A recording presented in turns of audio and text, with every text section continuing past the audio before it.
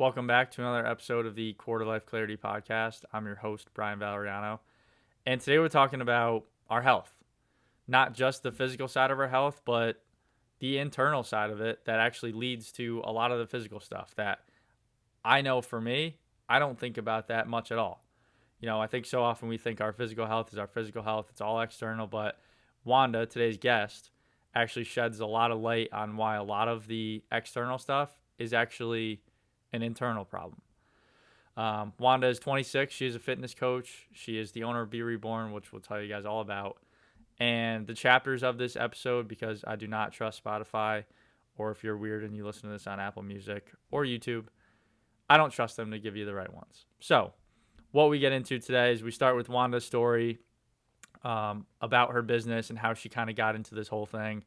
As I mentioned, the mental side of our physical health that we so often forget about, where we get our beliefs about health and how to unlearn them, breath work, which is crazy. You'll hear about that. Actual breath work, not just like breathing.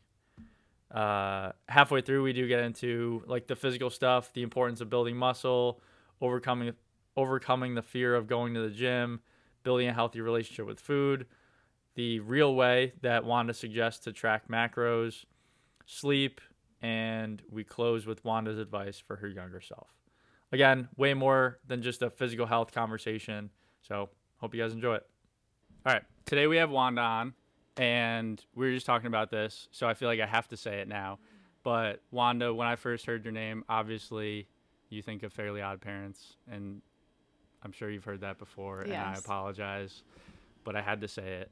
But yeah, we're talking about health today. We're talking about physical health, mental health, a whole lot of stuff. But before we get into all that stuff, can you explain your business, what you help clients with, what you actually do? Yeah, absolutely. So I started fitness coaching back in 2021, and it all started because of my own passion for fitness and also partially a little bit because of COVID. Graduating school right after college, like I took my last year of college online. It was a little bit of a confusing time, I think, for a lot of us, and I didn't really know like what was the next step to take. So I went to school for biology. I always planned to be a nurse. I grew up with like a lot of health problems in my family. My dad had a stroke, my sister's autistic, like my mom has lupus, I have an autoimmune disease myself. So being around like sick people all the time, like it kind of felt like nursing, going into the healthcare field, kind of like paying forward like the services that my family received and the people that have helped us. It always like made sense. And on top of that, my parents were both nurses, so it was kind of just not something they planted in my mind, but it just felt natural to kind of go down that path. But COVID happened and I was like, there's no way I want to go into the medical field now. So throughout really my fitness journey and like falling in love with fitness started in high school. And throughout college, I'd kind of gotten to the point where I was lifting weights for a long time. I was seeing changes, but like I wasn't seeing the changes that I wanted to see when it came to fat loss. And I had a really like kind of just poor relationship with food due to like diet culture that we're surrounded with, especially as women, and all the fad diets, all the quick fixes, and I just never really had the education or like the knowledge on like how to actually do things in a healthy way. And it got to the point in college where I was like, I can't do this anymore. Like I'm cutting out carbs, I'm like cutting out sugar, I'm not eating any of the stuff that I like to eat. Like I'm eating boiled vegetables and like grilled chicken every single day, and like it just didn't feel sustainable. So I hired my first coach, and she was the person that taught me like how to do things in a healthy and sustainable way, and like how to be able to do these things while still going out with your friends without it taking over your whole life and without having this like very restrictive mindset around food. So that ultimately after college inspired me to be like, maybe I can do this for other women as well. Like I saw how much it changed my life. I don't really know what to do right now. I'm stuck waitressing and bartending, trying to figure it out. So I'm like, fuck it, I'm 21 years old. Like, the worst thing that could happen is it doesn't work out. And if it doesn't work out, then that's fine. At least I tried. So that's how I got into starting my business, Be Reborn, and starting coaching. What we actually do, I would say, to put it simply, like, we help women step into the highest versions of themselves. We help them get out of their own way. We help them kind of deconstruct some of the behaviors and the patterns that have like led them to where they're at currently, and trying to reconstruct them into healthier behaviors, healthier patterns, which ultimately helps them transform into the physical results that they've desired. Yeah. No, it's awesome. And I think you think about people that really start businesses. I mean, I think, and that's what quarter life clarity is for too. It's like you deal with the problem yourself, and then you kind of solve it, you kind of get through it yourself, and then you kind of want to reach back and help other people with that same problem. And so how did you, because I think a lot of people are there potentially where they're kind of stuck, they don't know what to do. For you were waitressing and bartending, and then you started a business. Like, that seems like a complete 180 to me. Like, how did you overcome / like get to that point where you're like, all right, I'm doing this? Yeah, that's a great question. So really, like, coming out of school, I was working as a waitress, as a bartender. I was making good money doing it, unfortunately. So it was like definitely one of those things that was like hard to leave because it was such quick cash. So I started my business while I was doing it. I started like making some strides, getting some clients, learning kind of like the back end things of it. And I think I had like maybe 10 clients by the time I left. So I was doing, at the time it was just me, maybe like 2,000 to 3,000 a month. Obviously not something you can like live off of completely. Yeah, but still, yeah. But it was enough to give me the faith that like, okay, clearly I'm doing something right. Like, clearly I know, like, clearly this is something that could potentially be something that I could live off of. And at the time with waitressing and bartending too, like, it was just such a toxic environment to be in.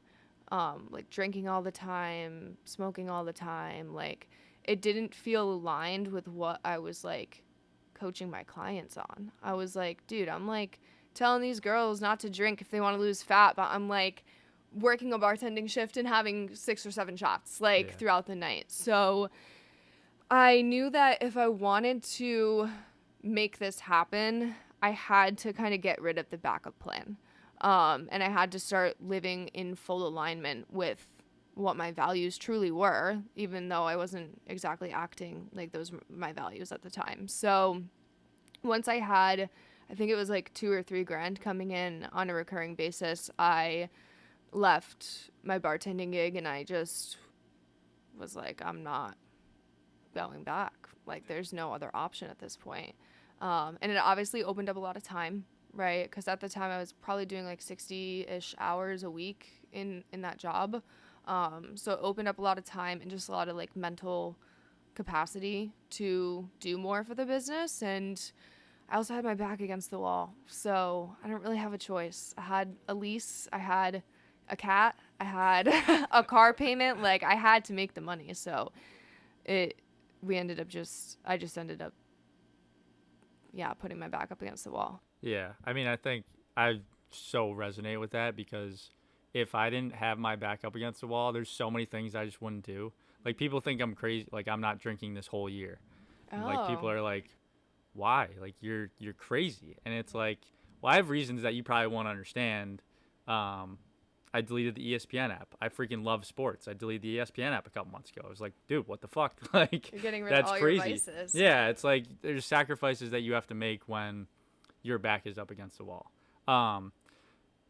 Did you, on that too, because you're like 21, 22. I'm 26. Well, no. It's not right now. Oh, at the time. At the time. To me, I think of immediately like imposter syndrome. Like, did you deal with that? How old were your clients then? Yes. Yeah, I definitely dealt with imposter syndrome, especially with the nature of my work being showing up on social media. Like, and especially in the beginning, anything that you do that's new, like, you have no evidence that you are actually doing what you do, like what you say you could do, right? You have no evidence on that call besides maybe one or two people you've helped and like yourself that you can get these clients the results that they're going to pay you for. So I had a ton of imposter syndrome, a ton. And the only way to work through that, in my opinion, is to like do it anyways and almost like fake it till you make it. Yeah. Because you're not going to feel like, I don't know, you're not going to feel like a master of your craft at the beginning. It doesn't matter what it is, whether it's like a hobby, whether it's a job, like you're not. Yeah, I remember thinking a couple months, I think a month or two ago, I feel like I wrote down, I hope I can remember this, but it was like, in order to be great, you first have to be good. In order to be good, you first have to like suck. Yeah. Anyways, but the punchline, I forget. I wrote it down. I wish I remember, but the punchline was like, you work that back, great to good to like where you're at now, beginning kind of suck. Like, what does it take to go from suck to good to great? It's just reps. It's like thousands of reps. And so it's like, well, then the goal just becomes thousands of reps. That's so much more tangible. That's something that you can do. That's a behavior. That's like me putting out 1,000 podcast episodes by the 1,000th time. So you're probably pretty good at it.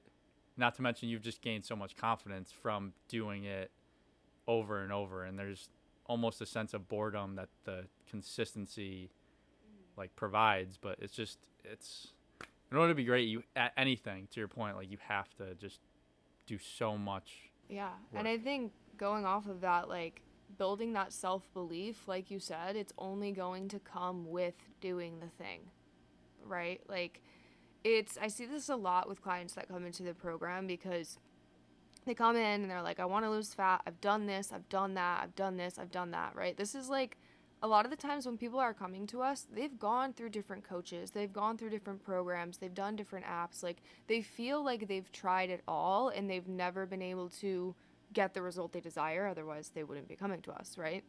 And it can be hard with those clients that have just, quote unquote, failed time and time again because you have to have self-belief in order to achieve something, right? But at the same time, your self-belief comes from your past experiences. So if you don't have any experience if you don't have any experience, period, it's hard to have the belief in yourself. I think that's where mentorship comes in, and you almost need to like hire someone to believe in you first and carry you through that. And that's kind of the route that I took in the beginning. I've had lots of mentors during all of this. But I think that's the value with coaching. That's the value, that's the biggest value with coaching, is like you literally hire someone to believe in you more than you believe in yourself. And eventually it starts to translate over. Yeah. Yeah. And like, no one's an expert. Like no one really knows what they're doing. You know what I mean? No. Like I get it. I know there's people that disagree with that. Like that statement's not 100% true, but somewhat generally speaking, like I've heard more people tell me this recently. Like I'm talking to people, like a few future podcast guests are going to be older, and we're talking about this whole idea of quarter life clarity and how no one has it figured out in this time period. And there's people 50s, 60s saying like, I hate to break it to you, but no one has it figured out now either. And it's like, I feel like that also just takes the pressure off of like, I have to be perfect. I have to have all these ducks in a row. Like everything has to be in order. I have to be that expert. I have to know everything in order to start. And it's like,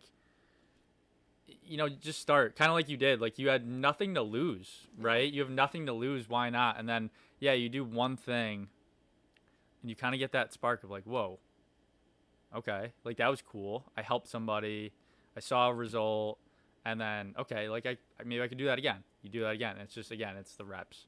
And so going back to, your story and like the business and all that stuff, did you start when you were just in that start period? what did that look like? Was it all like you talked about the holistic approach that you kind of develop now? Was it always that? Did it start with just physical stuff?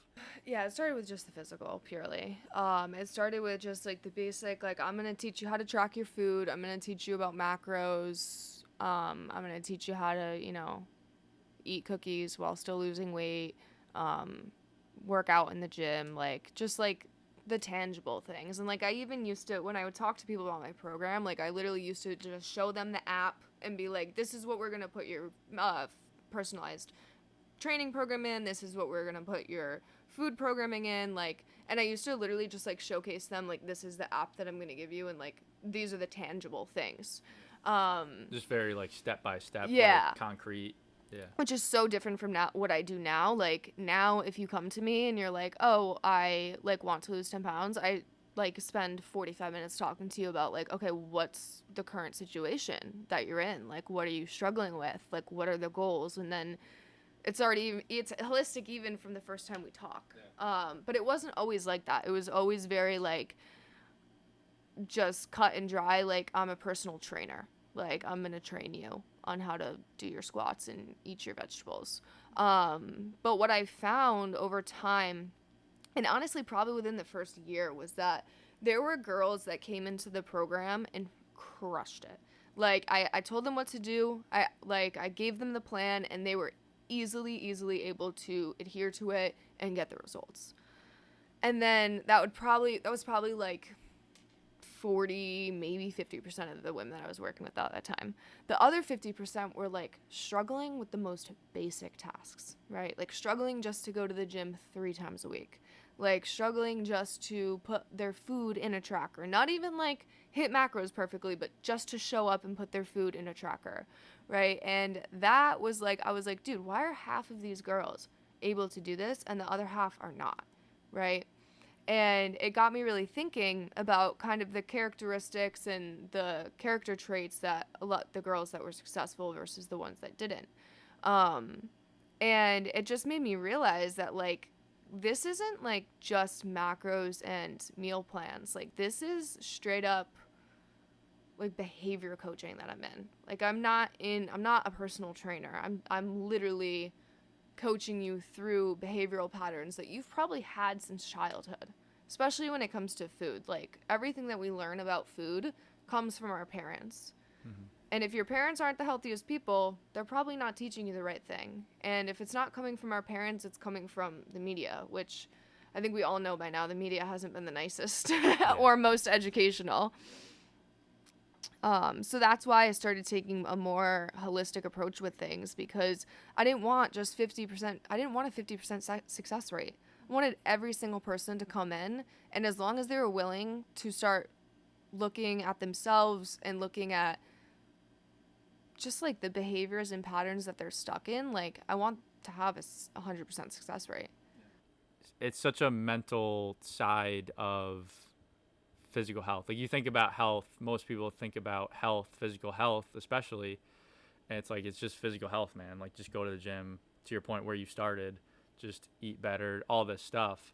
But we're forgetting about the fact that there's a whole mental component that you have to mentally get yourself in a place to then want to do those things or whatever. And so can you talk me through a little bit more of just how you figured out a solution, what the solution was for that like 50% that was struggling with all those kind of basic things? Yeah, absolutely. So the solution for me was to ask these clients more questions. Not just start giving them like, oh, well, if you need to higher your protein intake with breakfast, like, let's just add another egg. But like asking them like, why do you think you're having a hard time hitting this, right? What's coming up for you that's causing you to go so far over your calories, right? And started talking to these, I mean, not just with the successful clients, but especially with the ones that were having a harder time, like just asking more questions about like, okay, what's going on day to day? And inside of our check-in process, I started putting in more questions that gave me more clues as to like where their lines of thinking were. So like, for example, something that I have clients talk about every single week in their check-ins is what's one thought you've had around food this week? Where did it come from? And how can we change it into a more positive thought that serves you and the goal that you have that you're working towards? So it was asking more questions like that. It was having the client come to me with solutions before I give them a solution, if that makes sense. Yeah. That way, it's not just like, hey, Wanda, tell me what to do. It's like, hey, can you guide me to the answer? And I think that has helped a ton when it comes to trying to translate like overall behavior change with some of these clients. Well, yeah, it's not. I'm gonna pause because I realized I left the AC on. Literally, like as when I asked you that question, I was like, "Fuck, fuck." Um, yeah, and just to like bring it back to the quarter lifer. Also, you know, you work with women, but obviously this stuff applies to men. I'm sure, right? As Absolutely. well, like it's the same thing, but that's just who you work with. But with this whole conversation, like looking at health more holistically, the mental side, the physical side, how it's all connected. Why do you think that's so necessary to have that holistic approach, especially, in your 20s, early 30s for the quarter lifer? Yeah, because if it's not a holistic approach that you take, then it's just another quick fix. Right. And even the girls that are coming to us, or even the people that are listening to this that are struggling with their body not being in a place that they want it to be at, like, you are in the body that you're in because of all of the decisions and all of the behaviors that you've had leading up to this moment. Right. And for most of us, that's 20, 25 years of not knowing exactly what to do, biting for those quick fixes, biting for those fad diets, the 75 hard, the keto, the the crash diets. And if you don't take a holistic approach now, like, will you ever is the question. Some of the hardest people we have a hard some of the people we have the hardest time working with are women that are older in their 40s. Cuz now you're 40 years deep into those behaviors and those patterns, and at that point, you're like, are you really going to change? Um, and the holistic approach is the only approach that actually gets to the root cause. Um, and if you can't get to the root of it, like the symptoms are going to keep coming back. So that's why I think it's important that although maybe it might take a little bit longer and it might be a little bit harder, like it is going to prevent you from feeling this way for the rest of your life. Yeah. Yeah, and I think there's a book that comes to mind. I think it's Simon Sinek, Infinite Games. In that book, he talks about things like marriage, like physical health, like your health.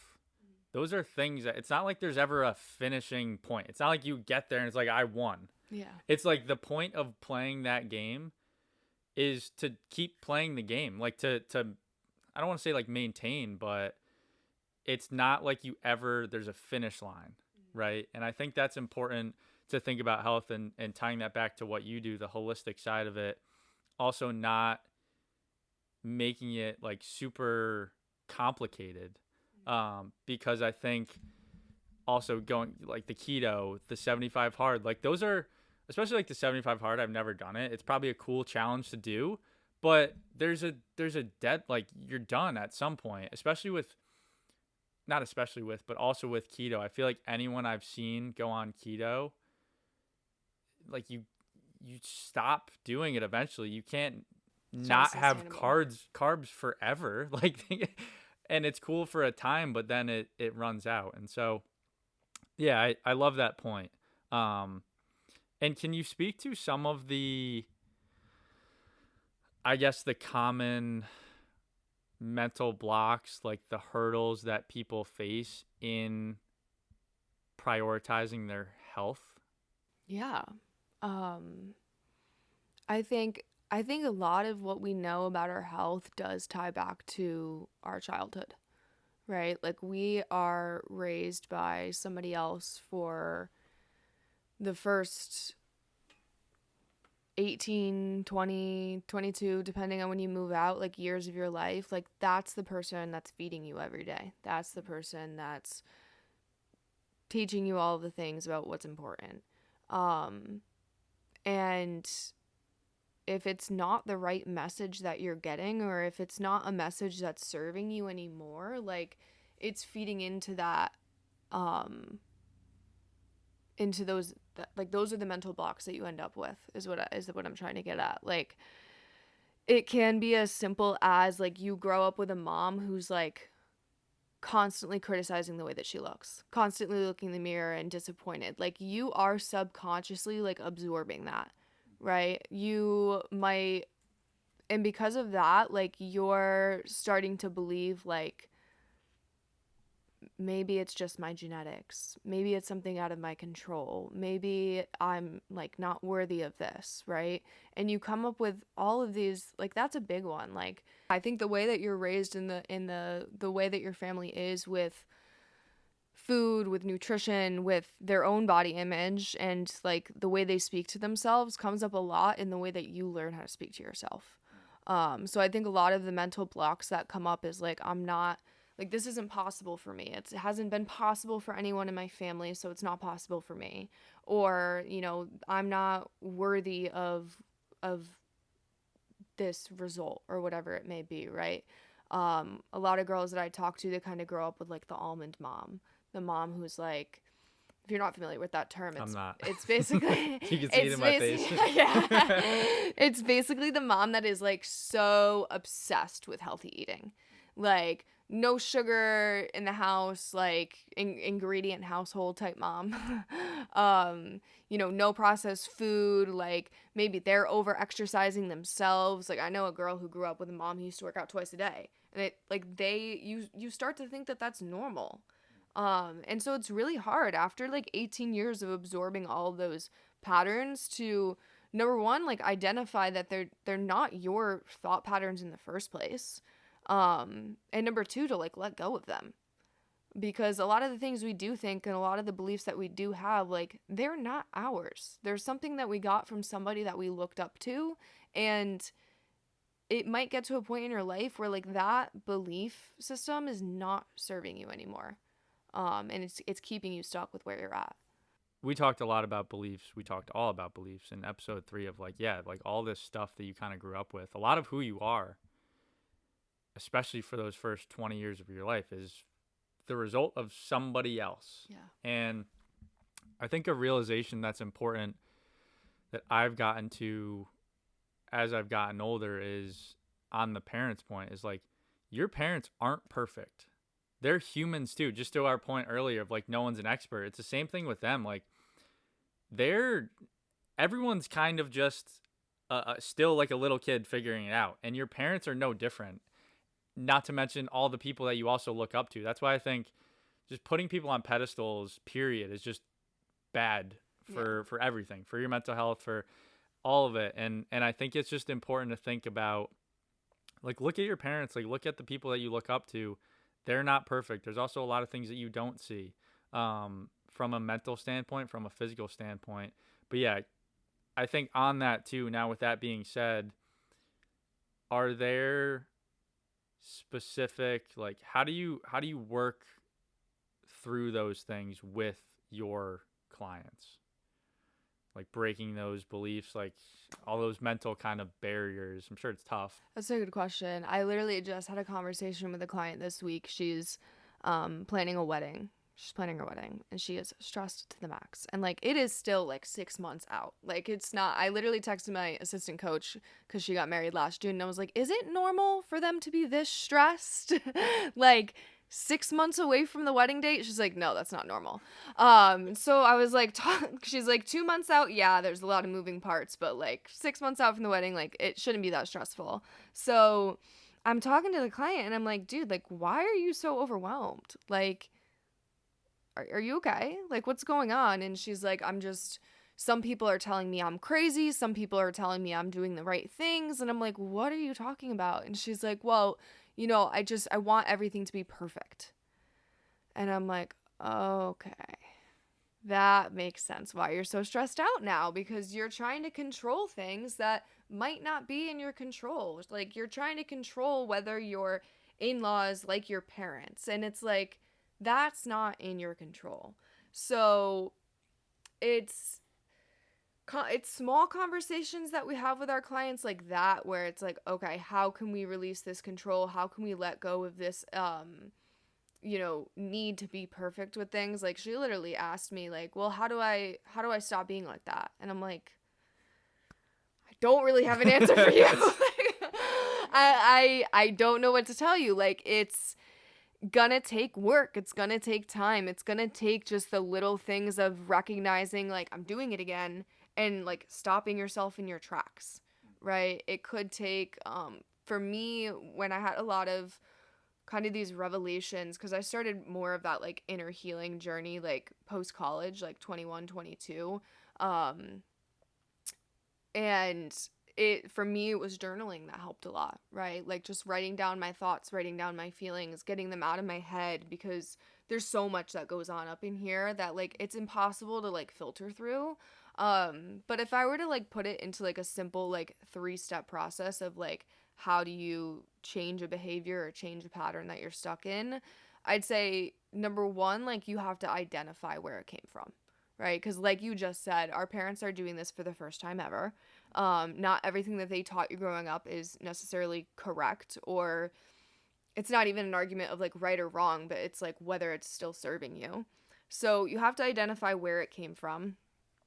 You have to try to like rewrite what the new thought pattern should be, right? So if it's, I grew up believing that I need to be perfect in order to secure approval from my parents, right? Like, how do we rewrite that in a way where it's like you're getting approval from yourself, right? And then letting go of those old beliefs, right? Like, just learning. And I think part of identifying where it came from makes it easier to let it go, because then you realize it was never really yours to hold in the first place.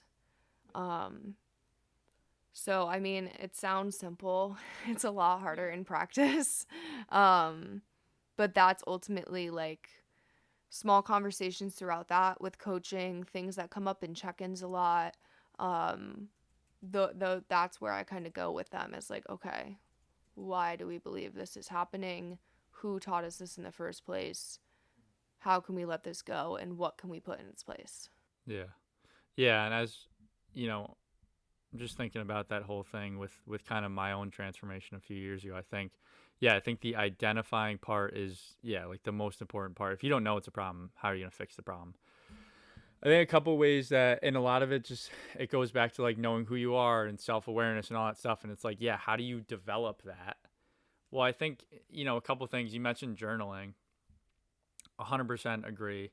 And I have like a weird take on journaling. I journal actually to remember, not to like get it out. You know what I mean? Like, I like actually journal because I don't want to forget like what I'm doing right now, like the era I'm in right now, like especially trying to build something. Just, I don't know, I don't want to forget a lot of my life. You know what I mean? So, a little, not to mention like obviously the benefit that you get of just getting things out.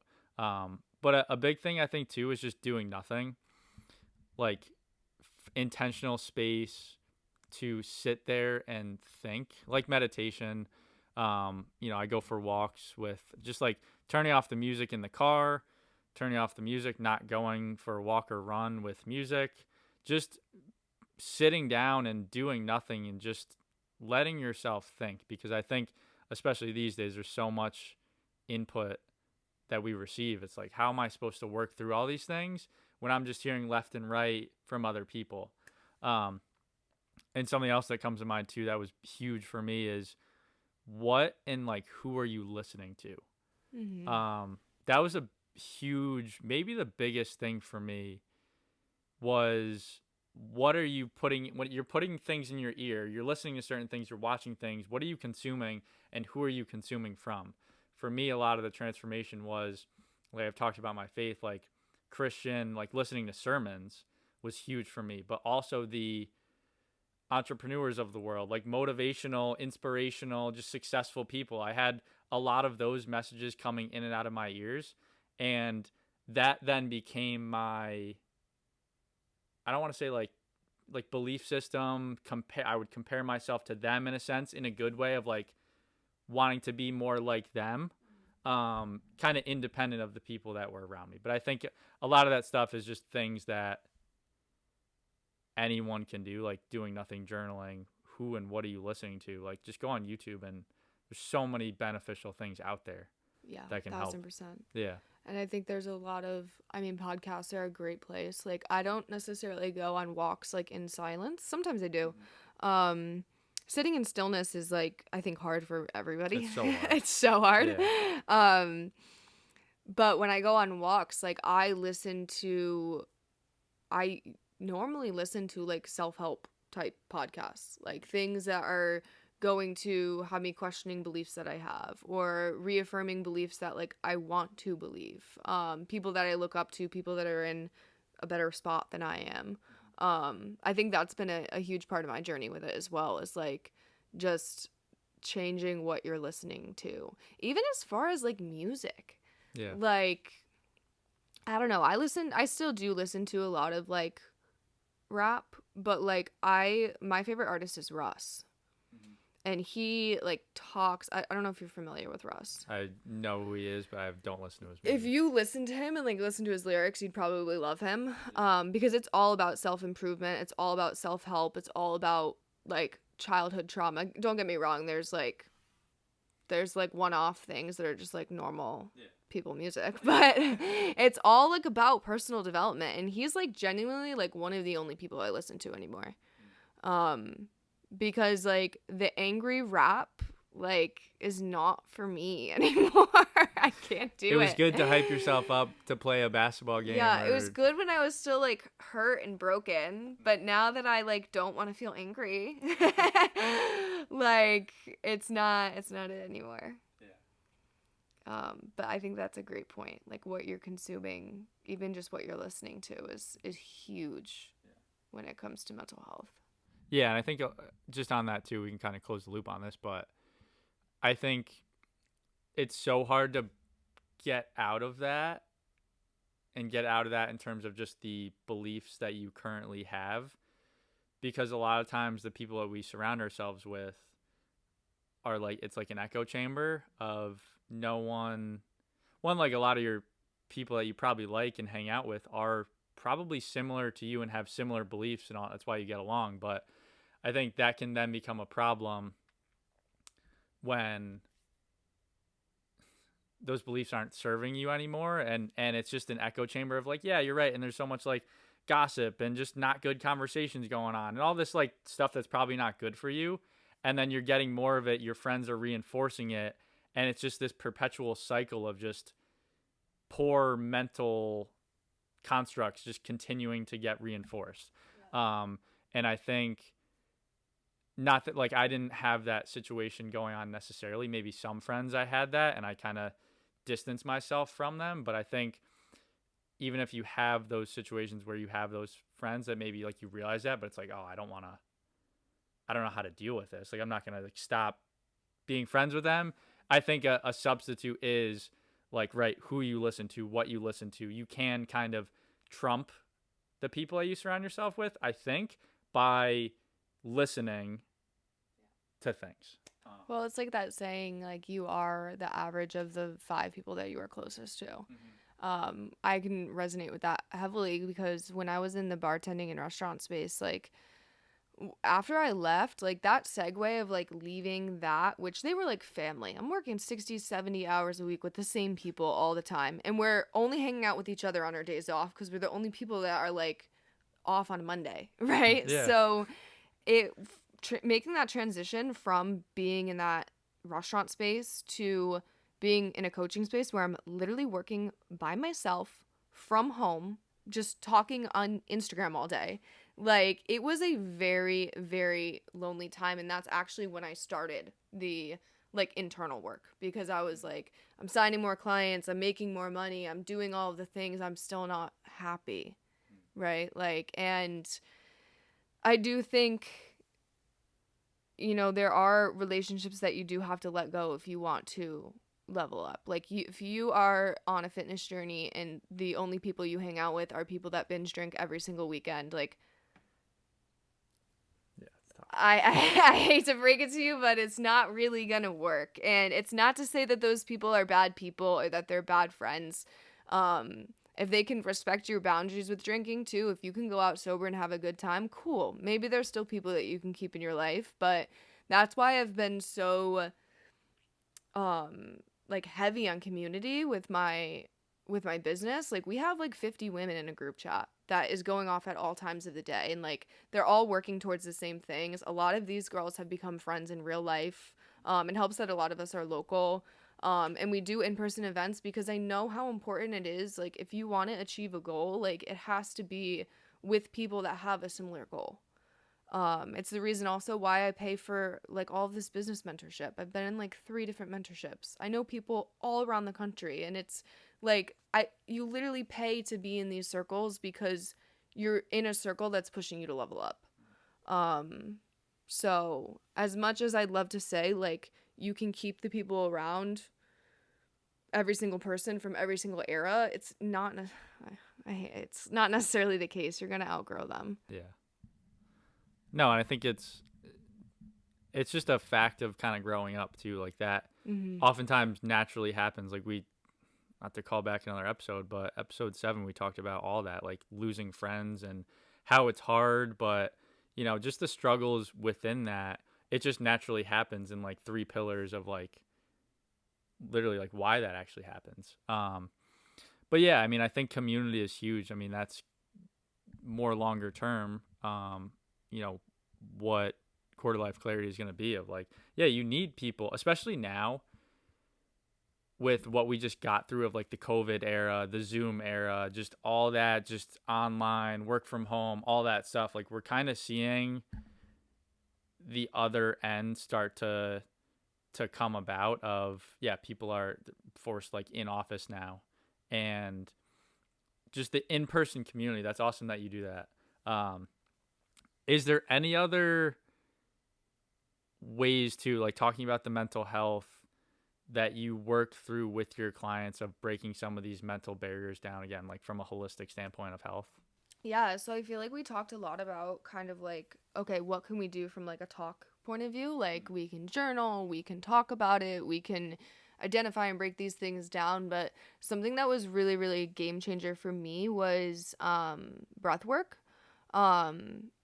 I went through grief for the first time back in 2023. One of my good friends from the restaurant, who was like a brother to me because we, again, spent like 70 hours a week together for years on end, ended up committing suicide. And it was my first time ever being in a situation losing anyone close to me, let alone someone my age, someone that felt like a brother, and in such a like terrible way, that like the amount of journaling I did, like nothing mattered. It didn't matter how much I talked about it with people. It didn't matter how much I wrote down my feelings. Like there was a missing piece there. And thank God that I ended up finding a mentor kind of during that time,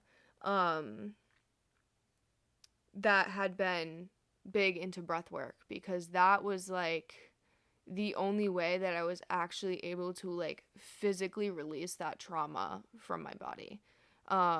So breath work is something that I hold dearly because it's really led me through a lot of transformations. And for those of you who are listening that haven't done it, it's really just like an active form of meditation. So I haven't done it either, so you could do it to me. Yeah. I can send you some recordings. It's usually, so I've only done it like with a practitioner. I've never done like any of the like calm apps or anything like that. It's not really, I'm sure those are helpful and I'm sure those help regulate you from a nervous system standpoint, but this is more of like a journey per se. So they're normally like an hour-ish long, and they're led by a practitioner. One of my best friends, Cassie, is a practitioner. So I have her come into our program once a month now and do it via Zoom. But yeah, there's like you lay down in a comfortable space. You close your eyes. I use a blindfold. They walk you through the breath patterns. There's like different patterns of breathing. And you're listening to music the whole time. So everything is kind of like drowned out that's around you, and you breathe through it. And when you work with a practitioner, we always kind of do a little bit of journaling before we set an intention for whatever it is that we want to release. Going back to the girl I was talking about stressing about her wedding, I was like, you need to come to breathwork next month and make your intention like letting go of perfectionism. And it is such a beautiful, beautiful thing. It's really hard to describe if you haven't gone through it yourself. Yeah. Um, I'm picturing everyone. I'm picturing meditation. Like in college, we used to meditate. Like the baseball team, we used to like do meditations here and there for like 30 minutes. And I want to say like sometimes it was like the person in the room actually like talking through like it. guided, yeah. Yeah, or like a recording. But is that, I mean, where I'm going with that is this sounds like a great event. Is this something that someone could, like, could I just do this in my bed? Yeah. Yeah. Yeah, I do it in my bed Okay. every time. Right. Awesome. You would need like, I think it's more powerful when you do it with a practitioner because again, they're kind of guiding you through it. It's kind of like a guided meditation. There's just like a breathing pattern. Your mouth breathing the whole time too. Oh, really? Yeah. Yeah, so like my hands go numb during it. Your mouth breathing the whole time. You're getting in. One of my mentors explained it to me. The first guy that taught me about it was you're getting more oxygen to like your body than like you kind of ever have before. That's why like your hands start to cramp up and stuff. Again, I'm not the best person to explain what exactly it is. I just do it and feel better from it. No, it's just on that. It's just interesting because everything you hear is nose breathe. Yeah. Yeah, well, nose breathing is like your natural breathing pattern. So like mouth tape, you know. Yeah. Right? Yeah, which I think at night, if you're like sleeping through that, but you mouth breathe the whole time. Your mouth is wide open and you are like deep ass breathing. Like you are like, it's almost kind of I would get cotton mouth. It almost you do. It's almost kind of like, I don't want to say you're like hyperventilating yourself because like you're not, but it is like really deep mouth breathing. Yeah. So what are you like thinking about in that? You know what I mean? Yeah, that's the best thing is it's similar to meditation where you're not really thinking, you're just kind of like observing. And I think it's more helpful if you do kind of have like a setting the space type intention before it, like having an intention going into it. I've had very powerful breathwork sessions where it's like everything just comes out of you at the end and you're bawling your eyes out and you feel so good afterwards. And then I've had other ones that are just like, that was nice. Like I just dedicated an hour to stillness, right? I just dedicated an hour to observing my thoughts and being whatever it is. So I think it depends on the experience. It was the only thing that really let me move through and let go of the grief that I was going through. But even now, I do it once a month with the girls on the Zoom call, and if something heavier is coming up, the sessions definitely feels heavier in a good way. But if it's just like a regular day and I'm feeling pretty good, then most of the time it's just like a nice like meditative, like I just dedicated an hour to just being here session. Yeah. Is it so like powerful, especially when you're, you know, to maybe go back to when you were grieving, is it because you're like observing it, you're facing the feeling, like the loss, the struggle, the whatever you're going through? Is it because you're kind of dedicating space to calmly look at this like shitty thing? Does that make sense? Yeah, no, I think that makes perfect sense. And I think that's a large part of it. Yeah, you are starting to feel safe with something that made you feel so unsafe. Right? Like a trauma or something that you went through or something that you're trying to work through. Like a lot of the times, like, it makes you feel very unsafe in your body. But I think when you go through that scenario again and you feel so much safety and so much calm and so much release from it, like, it kind of rewrites that narrative of this being like a really terrible thing to being like, I mean, listen, like, losing my friend to suicide will always be a really terrible thing, but it's like something I can at least have peace with now. Yeah. I mean, I've mentioned this in the at some point, probably a couple times, but it's like shame exists in the shadows. Yeah. So it's like when you're not facing it, when you're running from these things, Yeah. that's when it's all of this catches up to you. Like, you have to put it in the light to really like face it. It's the only way. Yeah. Yeah. So I do want to talk about, I feel like we've talked about the mental side of what you do, the holistic health. Like, I think there's such a important foundational, that's step one. It's a big step one, but that's a huge part. Just to go back to, right, you had half your clients couldn't do the physical stuff even a little bit because of probably all this mental stuff. So now kind of moving to like some of the physical health stuff for you, like, we don't have to dive in super in depth here, but I think just generally, do you have like a high level approach to working out, exercising, and like, especially for the quarter lifer, are there things that we should be prioritizing at this age? Quick interruption. If you're enjoying this episode, I would love if you shared it with someone else. Honestly, that's the only real way that I want Quarter Life Clarity to grow, is word of mouth. It's people helping people. It's you saying, this is really helping me and I've found it valuable, and I think it's worthy of sharing it with someone else that I love, in hopes of it having the same effect on them, of it helping them. Because that's really what this is all about. Appreciate you supporting Quarter Life Clarity, taking the time to listen, and enjoy the rest of the episode. Absolutely. So I don't necessarily have ceilings of like what's the max amount of people or the max amount of things I should get this person to do, but more so like what is like the floor, right? Like, what is the minimum amount of things that we can do to better our health on a daily and a weekly basis? Because that's gonna, if you can hit the minimum, like, great, right? Like, the point is consistency, is building that consistency. Because like we were talking before, you can do 75 hard for 75 days and then the rest of the year eat like an asshole. Like, it doesn't really matter. And most of those people that do 75 hard, what do they do when they celebrate that they did it? They go out and binge drink and eat like an asshole. So to celebrate not doing that for 75 days Right. straight, it's very hypocritical. It makes no sense, in my opinion. So figuring out what is like the minimum that you can do per week. Like, if that's 3 workouts per week, great, right? If that is 6,000 steps a day, great. Let's hit that every single day, right? There's a whole, do 10K steps a day. And like, listen, I personally have a minimum of like 8. And I think it depends on the goal that you're working towards. But I think it's more important to figure out what you can be consistent with rather than like what you can do some of the time. Because consistency is always going to win.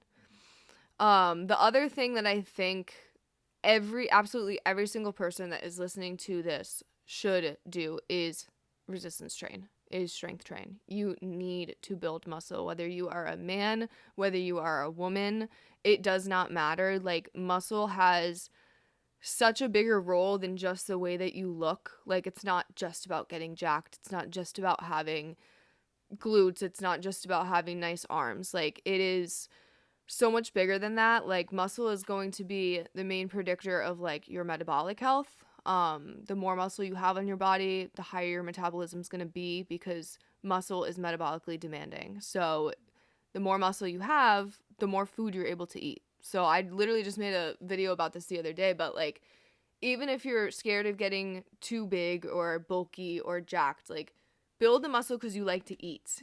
Yeah. Because the more muscle you have, the more calories your body's going to demand each day. Like, I personally maintain my physique on like 2,400 calories a day. That's a lot of food. It's a lot of food for somebody that's 145 pounds and 5'5", you know?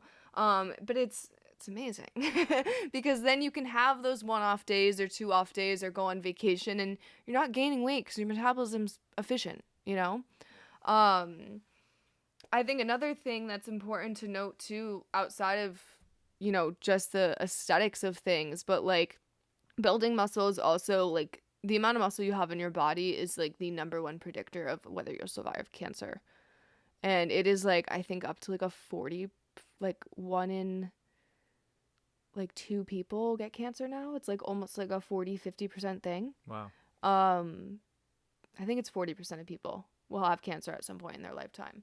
And the reason why muscle mass is a great predictor of whether you'll survive it is because chemo actually eats away at your muscles. So it's not necessarily that like, oh, if you're more jacked, like you're going to beat cancer. It's like, no, you're actually just going to be able to survive the treatment. My boyfriend's grandfather just got diagnosed, and the first thing that they started doing was like having my boyfriend train him. He's like 89 years old. We're doing the best that we can, but building, like having muscle is huge. And I think that the fitness space has really gotten into this space where you have to market towards, you want to look this way, you want to grow the glutes, you want to have the abs. And it's like, that's great. But also like your body is what's going to keep you on this earth. You know, and so I think building muscle, resistance training, although it's not necessarily trending right now, I feel like right now everything that's trending is like Pilates and like functional movements and cycling, all of that. Spin. Yeah. Going for walks. Yeah, running is trending again. Yeah. And like those things are great. I absolutely think there's a place for all of it, but like I think everyone should have strength training built into their regimen, even if it's just 2 or 3 times a week. Yeah. And for me, I don't have this problem, but I feel like there's a fear for people going to the gym. I think there's definitely probably an intimidation factor of like, what do I do when I get there? And, you know, all these people and they're looking at me and I'm fat and I'm this and I'm that. I'm sure maybe you deal with that with clients. Can you talk to that a little bit of just how we can overcome those fears of the gym? Yeah, absolutely. Gym anxiety is so common. I still get it. Yeah. And it's important to recognize where it comes from. Like we kind of talked about this whole episode, but it's just a nervous system response. Like going to the gym when you haven't been going to the gym, it's just your body saying, hey, we're in a new spot that like I don't necessarily feel safe in right now. And that's why that's why your heart races. That's why you get anxious. Because you just don't feel safe there. And like if you've never been, then yeah. It's just like doing anything for the first time. It's like going to meet somebody. I don't know about you, but I'm the type of person where like if I'm going to a new restaurant for the first time, like I'm going early. I want to know what the parking situation is. Like I want to have a reservation. Like it's just a regular response that we all deal with. And I still, when I travel for coaching events and stuff and I go into new gyms, I'm also anxious. I'm like, I don't know where this machine is. I don't know who these people are. I've never seen these people in my life. Like, I spiral in the same way. So, a couple tips that I can give you, besides just the nobody's concerned about you, because I feel like that's actually not really helpful, because you're still going to feel like everyone's looking at you, even if they're not. One thing I tell all of our girls is, like, wear a hat. Wear a hat when you go in. It kind of puts you in like wear it like a little bit low. It kind of puts you in that place where you're kind of like tunnel vision. You can't really see if people are looking at you. I think that can be helpful. I think going at the same time every day can be helpful. Because then you get familiar with the people that go at that time. Like most people that go to the gym on a regular basis, it's built into their routine. They either go at 6 a.m. or they go at 5 p.m. So if you go at the same time every day, odds are you're going to you might even make some friends, but you're definitely going to get familiar with like the faces that you see in their day to day, and you'll just feel safer that way. No, that's good. And also too, kind of on that, right? Like the person that's intimidated by the gym, maybe never gone to the gym, doesn't know what to do when they get there. Are there like core exercises, things that you would suggest? I'm sure it might be different male to female, but are there certain exercises that you would recommend for that person that's just kind of starting out? Yeah, I wouldn't say specific exercises. I mean, I do believe that everybody should learn like the compound movements, right? Everyone should squat, everyone should bench, everyone should deadlift. But at the same time with beginners, man or woman, I always would recommend like starting with machines. Just because there's a little note on the machine that tells you how to use it. You're not really questioning that.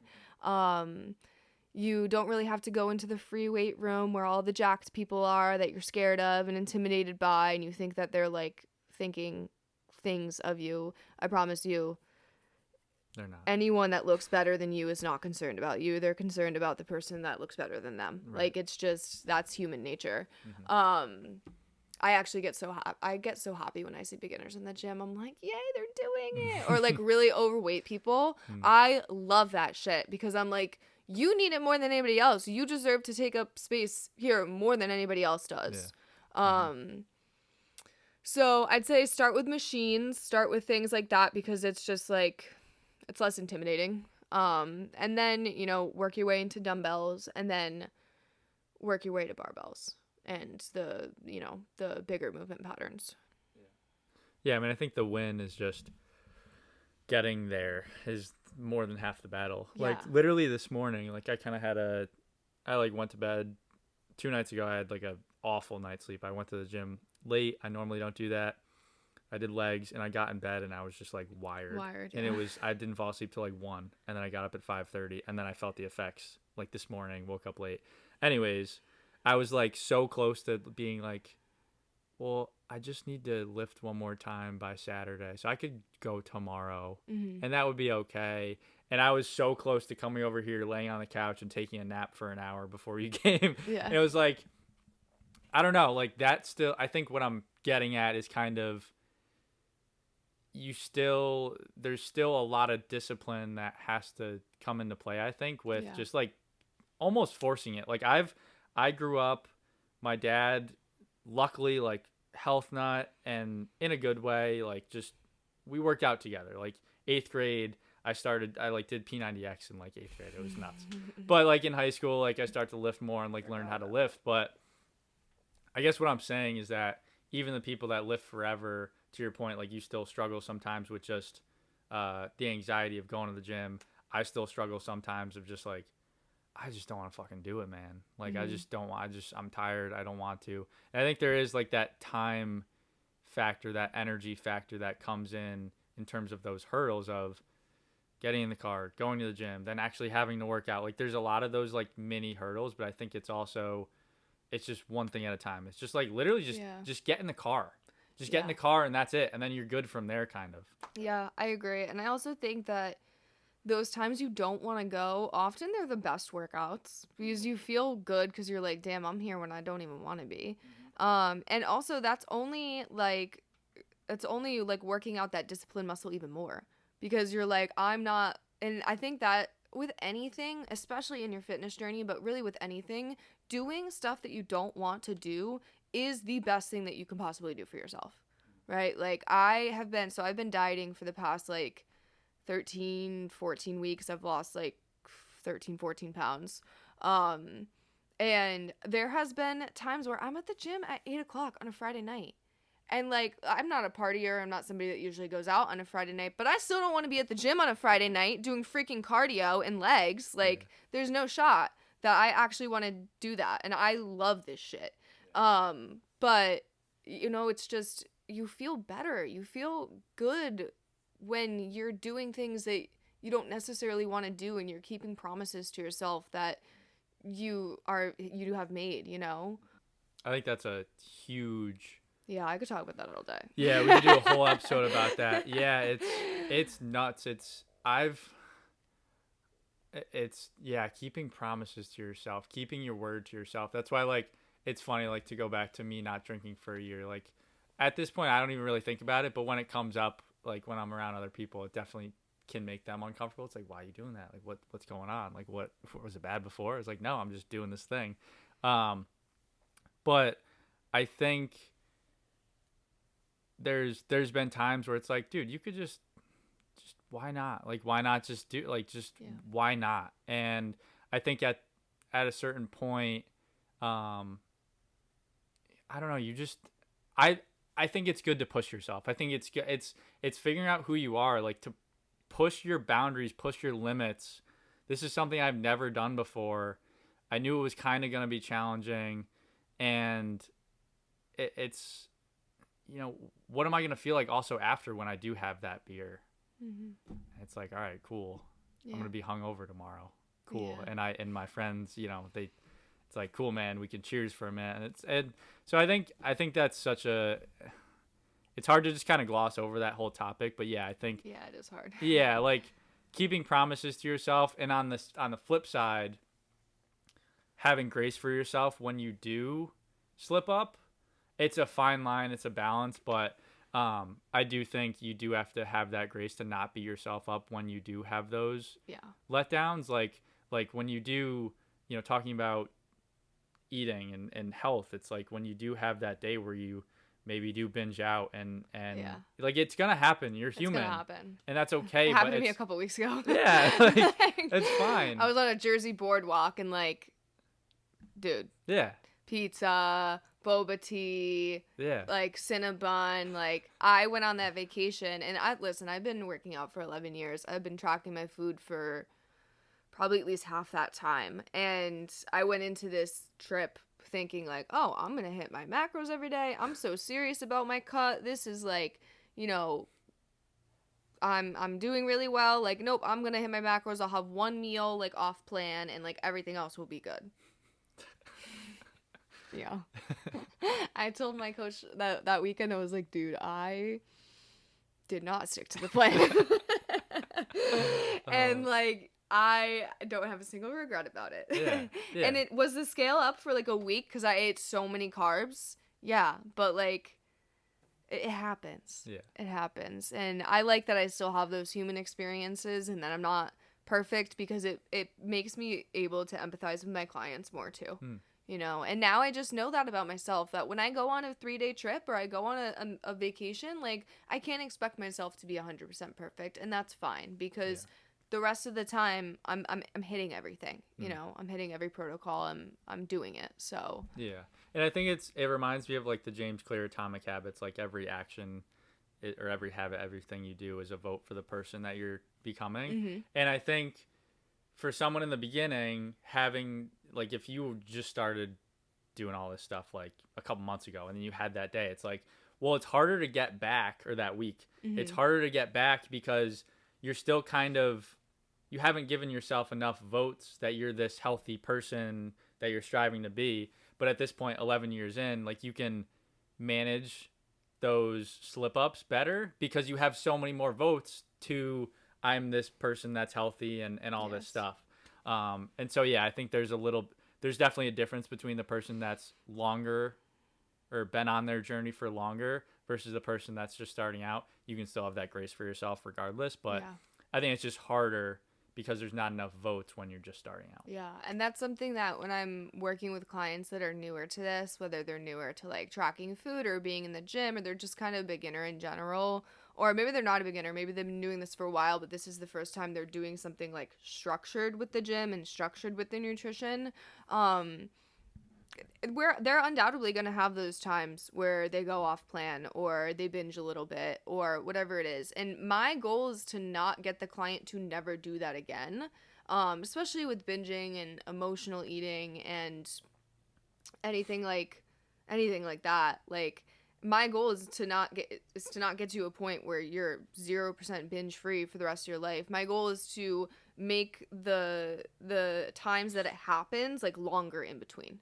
Right? Or shorten, like you said, shorten the amount of time that it takes to get you back on track. Mm-hmm. Right? Like, there's plenty of guys that get stuck in this pattern of, like, they're good Monday through Friday, and then they blow everything off Saturday and Sunday, and then it takes them until Wednesday to get back. Like, my goal is to be able to get you right back on track on Monday, and then my goal is to get you to not fall off track every single weekend. Maybe it's every other weekend, maybe every 3 weekends, but it's like, Yeah, I could talk about that forever too. So. Yeah, well, and it's also just to maybe close the loop on that. I think some people, it's like you have a bad Friday, Saturday, and then it's like Sunday. I'm just gonna not eat anything. I'm gonna starve myself, and I feel like that's not great either. No. Yeah, you could probably like taper back, like maybe you just have protein that day or something, or protein and vegetables or whatever. Yeah. But like,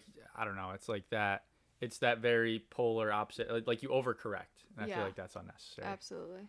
And so let's talk about food more, because we're kind of already doing that. Yeah. But like, I think a lot of this does go back to your relationship with food. Yeah. We talked about the beliefs around food that we grew up with from other people, from the media, from our parents. What are some, can you speak to that a little bit? Like relationship with food, and maybe how can we think about our relationship with food better? Yeah, absolutely.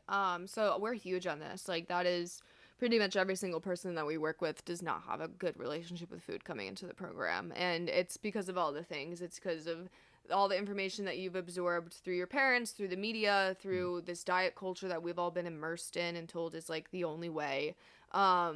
So there's a lot of like rewiring and reprogramming that we have to do in that sense, where we stop like demonizing foods as bad or off limits. One of my biggest things that I do with every girl that comes in the program is actually have them take something that they used to think was like, oh, this is bad, this stops me from making progress. It's normally like sweets, right? Mm-hmm. Like whether it's like ice cream or Oreos or whatever it is, and just start introducing that literally on a daily basis.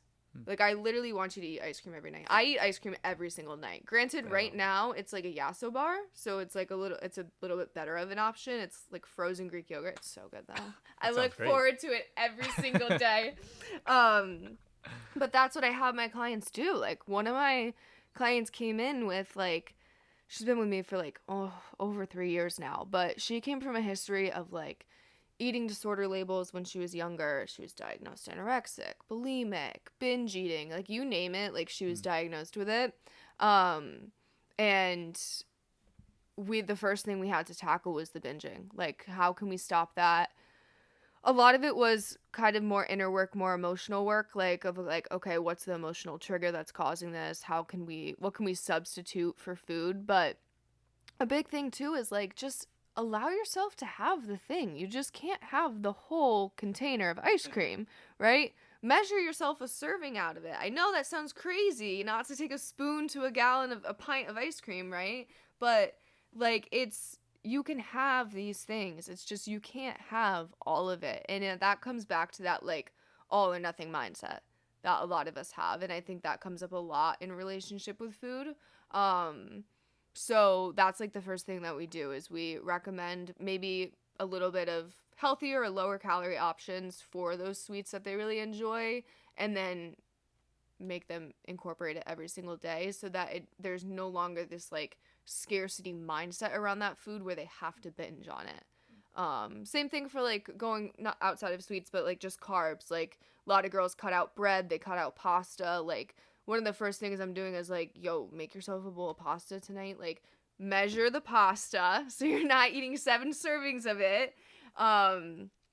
Or like have a bagel in the morning and have a protein source with it. But like, let's start normalizing these foods again as just foods. Like, not something that sabotages your diet, not something that's bad for you. Like, there's nothing wrong with these foods. And I know a lot of people I've had a lot of different discussions around this in discourse, and a lot of people don't believe that, like, oh, bagels are good for you. And, like, it's not a matter of, like, a bagel being good for you, but, like, how can we just balance it, right? Like, you're gonna, like, everyone likes bagels, like, especially if you're from around here. Yeah. So what can we add to it? Like, can we add eggs on the side? Can we have a protein shake with it if we're, like, running on the go in the morning? And just how can we start to normalize more of these foods? It's just foods, not something that has like a good or a bad or a label to it. Yeah. That's the biggest thing I think we start with first, is just normalizing that. But I think also creating a healthier relationship with food. Like, that's why I like live and eat and breathe macros, and I'm not like a meal plan girl. Like, I think meal plans are really dumb. Like, I think for the majority of people don't need to be told what to eat. They need to learn about what they're eating. So like learning how to read nutrition labels, using a food scale, and like learning portion sizes for the first time, like that's going to heal you more than anything else. More than a meal plan will, more than like a restrictive diet will, because it's going to show you for the first time like if this is the serving size of what this food is. So like, have you been over consuming it? Have you been under consuming it? Do you personally need more than one serving size of it, right? Like, what works for you? Like, I always say this, but like, if somebody held a gun to my head and told me to like measure out 3 ounces of chicken, like, I would live. Most people would not, right? Without a scale, like without a measurement tool in front of you. And I think that's important. I think that's really important to understand, and it's not taught, right? And I think it's very healing to finally understand like what your body needs and what portion sizes actually look like, not just, you need to eat chicken and rice for the next 3 weeks to lose 10 pounds. Right. Yeah. No, it's so good. There's so much there. I mean, I think I think we just, I don't know if you would agree with this, but like remove the emotion around food altogether. I don't know. I just think of like food is fuel to me. Like, some people yell at me because like I'll meal prep, and for a while I just didn't use any seasoning.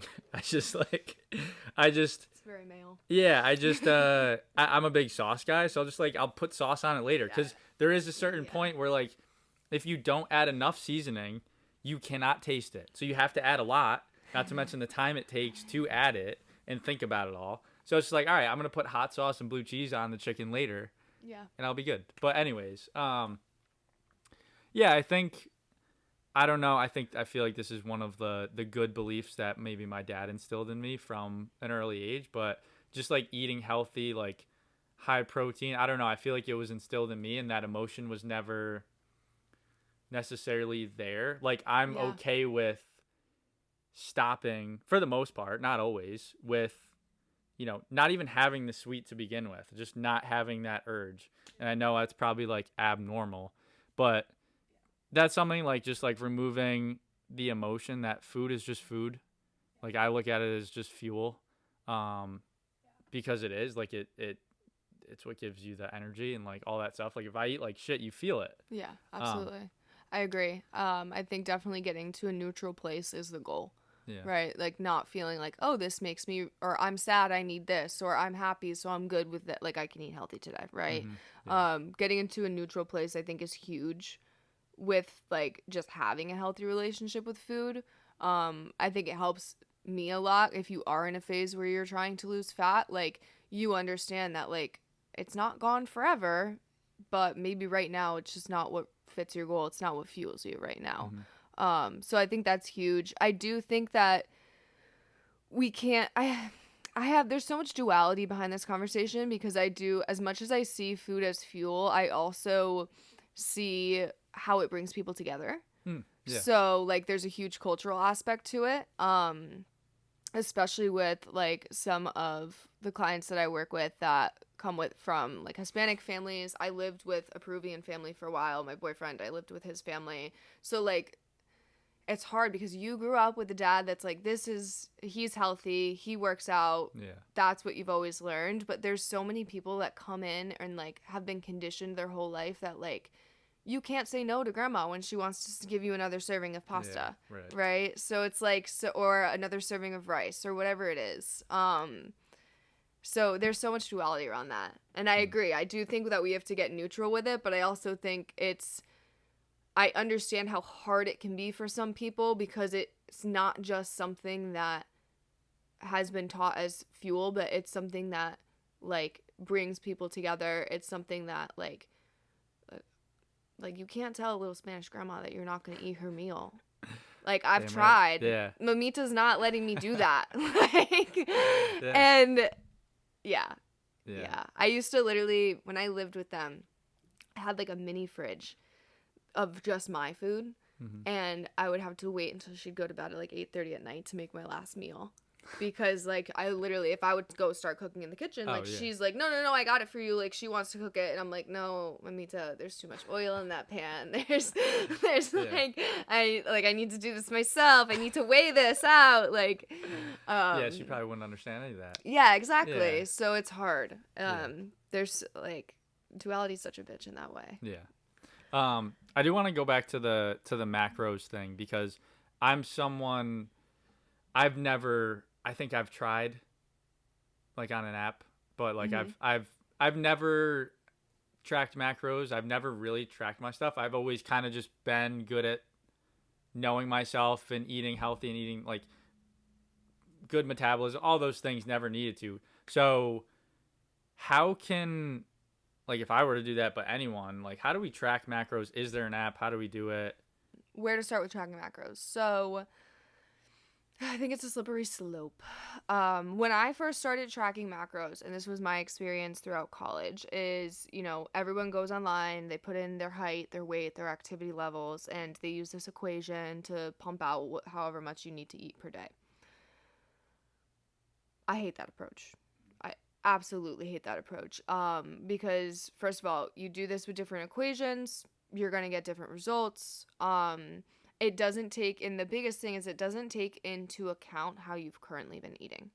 And something that the majority of women that I work with are women who skip breakfast, maybe have a salad for lunch, and then like they only really have like one meal per day, right? Like one decently sized like dinner meal per day, and then maybe they're binging at night, right? So I like to look at, and anybody that comes into the program and anybody that's listening that wants to start tracking macros on their own, you need to track your food as you normally eat for the first week. Then take an average of what that looks like and set your goals from there. Because if you just throw your height, your weight, and your activity levels into an equation, it could give you a number that's either way too high for you or way too low for you. And if it's way too low and you can't be consistent with it, you're going to feel like shit, you're going to give up. If it's way too high and you feel like you have to force feed yourself and you can't be consistent with it, you're going to feel like shit and you're going to give up. So first week, I always say track your food. The easiest app to use is MyFitnessPal. It's the most user-friendly, huge database. They're actually like genius of a company because like the users actually made their database. So like there's pretty much every barcode will scan in there. Like if I took something and I put it into MyFitnessPal, like, and you searched up the same thing, like my food would come up. So it's like huge database, barcode scanner. You can create recipes in there. You can create custom foods in there.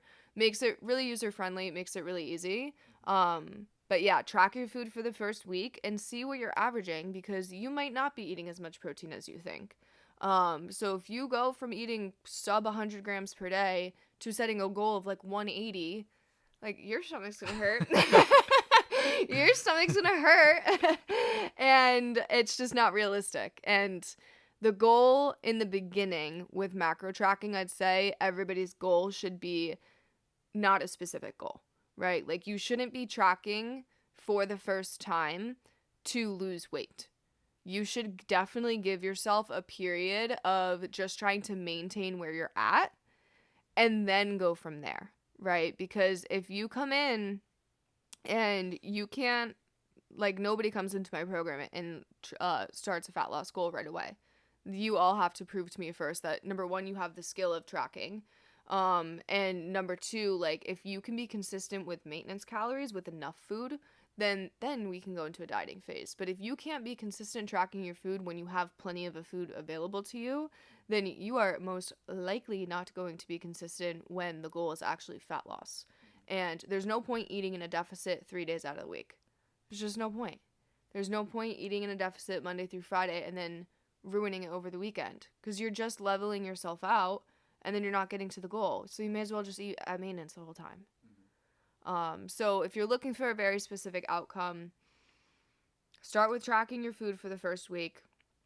Then establish yourself at maintenance for a little while. Let yourself learn the app. Let yourself learn how to hit different macro goals, how to hit a protein goal. And then from there, once you've built enough trust, once you've put in the reps, you can start a fat loss journey and like look for a very specific outcome.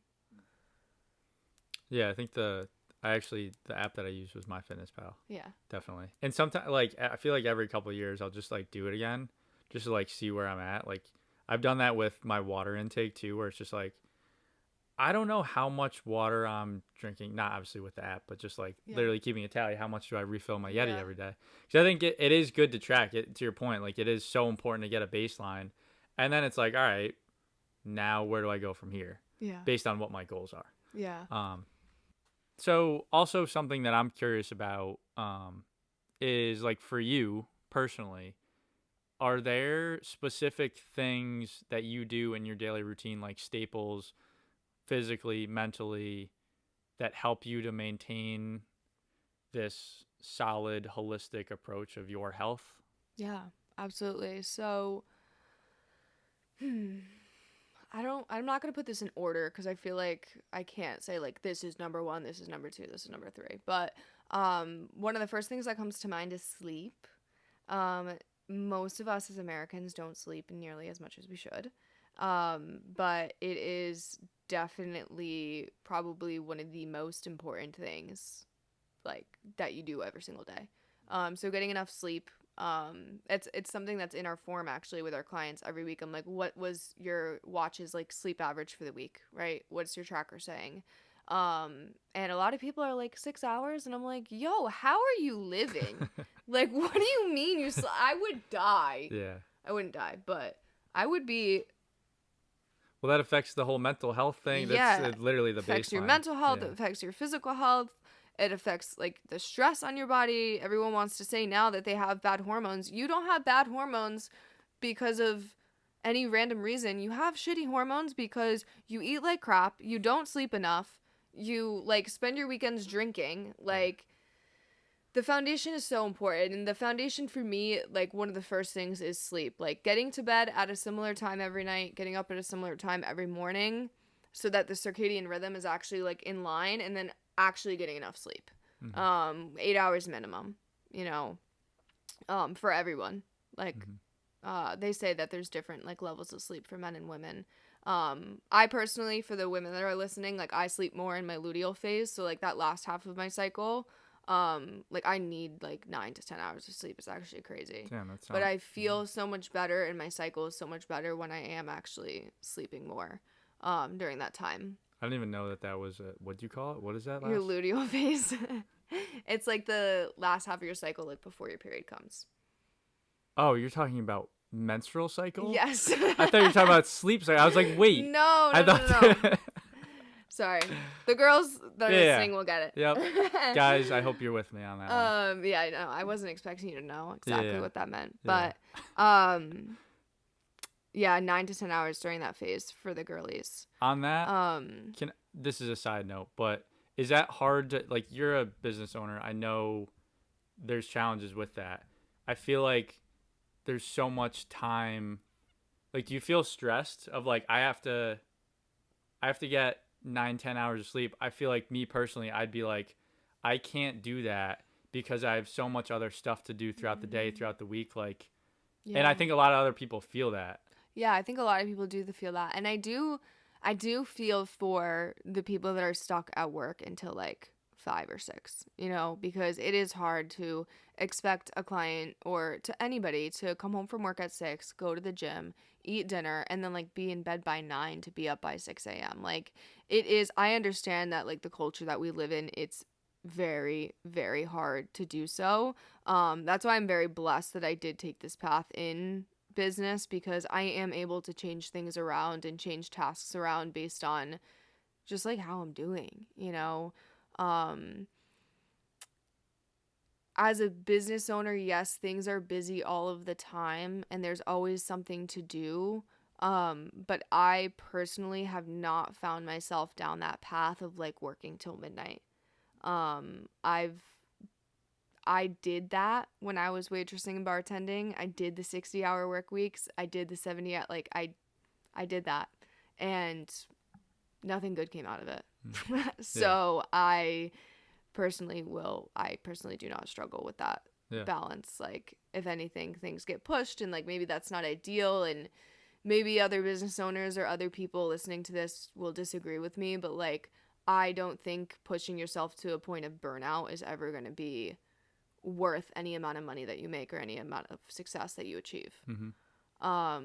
So yeah, 8 hours sleep, strong. Some of the other staples, obviously food, right? Like high quality foods. I think that we're starting to see this now more, that like animal based diets are trending and stuff, and everyone's like, oh, I'm gonna eat just whole foods, which is great. But yeah, I've definitely moved away from the like if it fits your macros approach to like microwaving protein bars as dessert, like, and just like the high, like the poor quality sources of protein versus like whole foods. I think that it really does matter, and you will stop craving the crap when you get consistent just eating like whole foods. Like the most processed thing I eat lately is like a poppy soda or like a protein shake, like here and there. So high quality foods, high protein meals, kind of like we were talking about. Steps is a big one. When I started my business, I went from waitressing where I didn't have to think about steps. Like, you know, you're running around all shift. You're doing 15K steps a day just from going to work. Never something I had to think of. And I actually struggled with my health a little bit after leaving that job. I think part of it was getting out of the toxic environment. Part of it was dealing with that grief. But, like, I struggled with, like, joint pain and just, like, some kind of, like, random things. And, like, it was literally just because I started sitting all day. I struggled with a lot of neck pain, shoulder issues, and, like, it was, like, why the hell am I feeling this way? I work out 4 times a week. I'm so strong, blah, blah, blah, blah. And it was literally just because I was sitting all day. So, like, steps is huge, and most people sit all day. Yeah. So making time in the morning to go for a walk, making time in the evening to go for a walk. If you live somewhere where it's cold in the winter, like getting a walking pad so that you can walk at home, or walking like after your workouts at the gym. I think that's huge. That's definitely made a big difference in my life, and it'll make a big difference in your body composition too. What else? Non-negotiables. I've gotten big into reading. I don't do a ton of screens anymore. I mean, I'm still on my phone all the time for work, but I've gotten big into reading. I used to read a lot of personal development, like self-help books. And I thought I hated reading because of it. Not that they don't have their place. They definitely have their place. But now, instead of like watching TV at night and being on like screens before bed, again, going to like the quality of sleep that you're going to have, I read fantasy books now. That sounds... It's so good. And they're good? They're so good. I'm not good at reading. That's what I thought too. I've always thought, I've kind of gone the other way, where it's like, if I'm reading, I need to be learning something. I need it to be like that personal development, whatever, biography or something. But I've always thought like fiction books are like, who the fuck would read those? Like, right? I'd rather watch That's TV, what I thought too. Right? And yeah, anyway, like I think it's just an interesting point. I also do think, I feel like there's a lot of back and forth in like the self-help personal development space of you have to read. And to go back to the point earlier about who you listen to, I think you can get all that stuff in if you're not a reader by listening to a podcast, listening to those things. If you're not, you don't have to read a million books to be successful. You know what I mean? Yeah. Like I dove into that personal development, self-help stuff really hard when I was really going through it. But since then, because I developed so much and got so much information from that, in the past year or so, I've just completely kind of gone away with it, because it almost would stress me out to have so much more of this information. And I think it's a point for just, I think, knowing who you are, knowing where you're at, that I think sometimes I think it's good to develop who you are and have that personal self-awareness. Like, you don't need to always get your answers, your information from someone else. Like, think about it yourself. Yeah. Think about you, and if this makes sense for you, yeah, you can listen to someone else's advice. but then throw it through your own filter of, does this make sense for me in my life, the goals I have, all that stuff? Should I try it? Should I just, is that bullshit? Like, should I throw it out and then act or don't act on it? Yeah, absolutely. Yeah, I was definitely big in the self-development books for a while. And some of them were good, but some of them also, kind of going back to what we were talking about earlier, like, sometimes when you're in that space for too long, it makes you just question, like, all of the things that are, like, you're doing wrong. And it just kind of makes, it's kind of counterproductive. It makes you kind of feel shitty. It makes you feel like there's always something to fix. And so I also thought that I hated reading, and then I found that I like fantasy novels, and like, I've read a couple series over the last year and a half, and, like, I feel like it's part of my personality now. Which ones, like, can you give me a good one? ACOTAR, Throne of Glass, and right now I'm reading Fourth Wing. Never heard of anyone, but You would probably like, I feel like ACOTAR is a little bit more of, like, girly. okay. You'd probably like Throne of Glass more, but Okay. it's a commitment. It's like 7 books, and they're all like 800 pages. That's how I think about, like, Harry Potter. Yeah. Like, So, yeah. that's like 4 years for me. Yeah. Yeah. Throne of Glass took me like 7 months, and I flew through that series. But I would recommend, maybe it's not fantasy for you, maybe it's something else, but, like, give it a shot. I know my assistant coach is, like, obsessed with, like, horror books and, like, murder mysteries and shit like that. But the reason I say reading over screens is because I feel like we're in, like, a dopamine addiction world, and we're always on our phones, we're always on screens. I feel like a lot of us have really short attention spans because of it. Like, I scroll on my phone when I'm watching a movie, you know, because my attention span is shot because of the way, like, TikTok and Instagram Reels and YouTube Shorts have, like, trained us that, like, if you're not getting the juice in the first 3 seconds, like, you're not watching anymore. So I feel like my nervous system has calmed down a little bit since starting to use that as entertainment rather than like, doom scrolling. Yeah. Well, it's the same thing of, like, we were talking about earlier with eating. Like, the less you indulge in the sweet or the food or whatever it is, like, the less you crave it. And I felt that too. Like, I post on social media once, sometimes twice a day, and immediately when I'm done posting, I delete the app. I don't delete my account, but I delete the app off my phone, because otherwise it's just a distraction. And like, I know I'll click on it, like, when I'm doing nothing, and it's and so, like, if I can do that, then anyone can do that, right? Like, so for somebody that's also kind of working through that, there's an app called Opal, and it will block certain apps during certain time periods. So me and my assistant coach just did this. We have our, like, work apps blocked from, like, 7:30 at night to, like, 7:30 in the morning.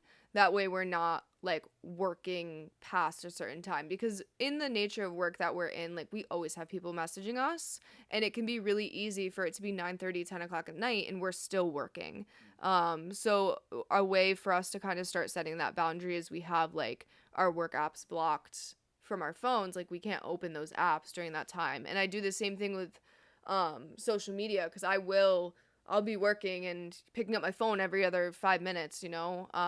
So I use the app to also block Instagram and TikTok during the day from, like, 11 to 3, so that I can just, like, focus and be on work. And, like, of course you can override it, but this one's, the setting is, like, it makes you wait to override it, and every time you go to override it,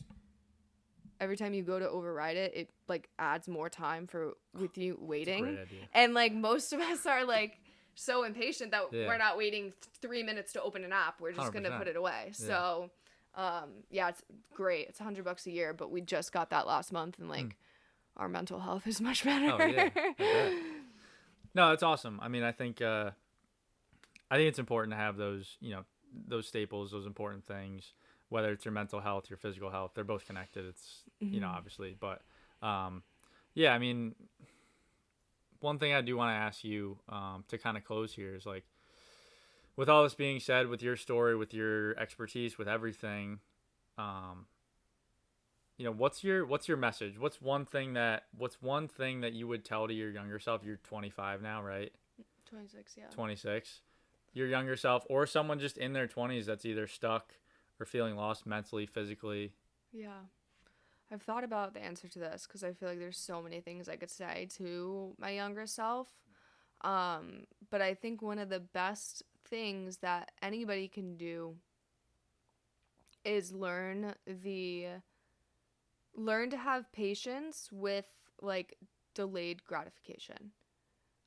We all live in this world of like we can get there's dopamine at our fingertips, right? Like it's the next scroll, it's the next like on a video. It's like it's so easy for us to be gratified, like smoking weed, drinking, vaping, like there's so many things out there for us to get that instant dopamine hit, and it is something that holds you back like tenfold. And I think that if you can learn from a younger age, or even right now listening to this, on how to be satisfied with not getting instant gratification, like you said, you're not drinking right now, you're deleting Instagram after you post, like those are all things that I think will not get you to the goal faster, because the whole point is it being like delayed, but it gets rid of the distractions, you know, and you're ultimately going to get to your goal if you're not distracted.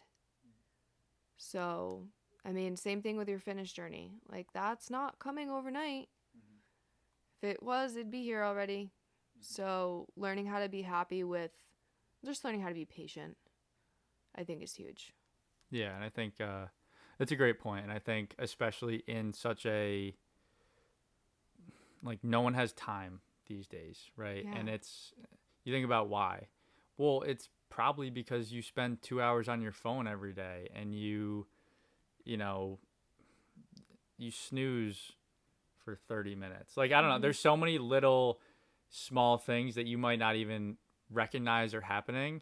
And I think, all right, well, how does that tie into this? Well, less time means probably more stress. You're not doing the things you know you need to be doing. You're not taking the time to track your macros. You're not sleeping as much as you need to. You don't have time to go to the gym. All this stuff just compounds. And that's why, like, I really think saying no is so important. And a good quote, I think it's Alex Hormozy, has said, like,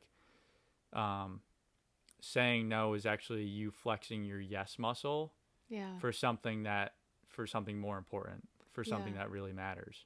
And I've thought about that a lot. That's why I'm okay giving up drinking. That's why I'm able to do these things, because there's something way more important to me that means so much more, that I'm able to get rid of a lot of things that are less important, and those sacrifices that kind of just you have to kind of go through in order to get the just things that you setting the want. boundaries, like I think that's another piece of advice I'd give myself, is like, don't be afraid to set boundaries, because when I learned how to set boundaries, when I came to peace with boundaries being something that's actually selfless, whereas a lot of us think that setting boundaries with people, places, things is pretty selfish, like everything changed for me, because I stopped trying to just, please people, make everybody happy, and I started actually focusing on how do I make myself happy, right?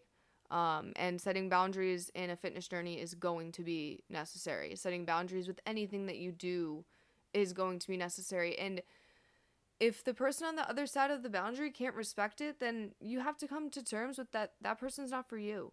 And if they're good with it and you guys are able to work through it, then it's only going to make that relationship stronger, and it's only going to take resentment away from that relationship.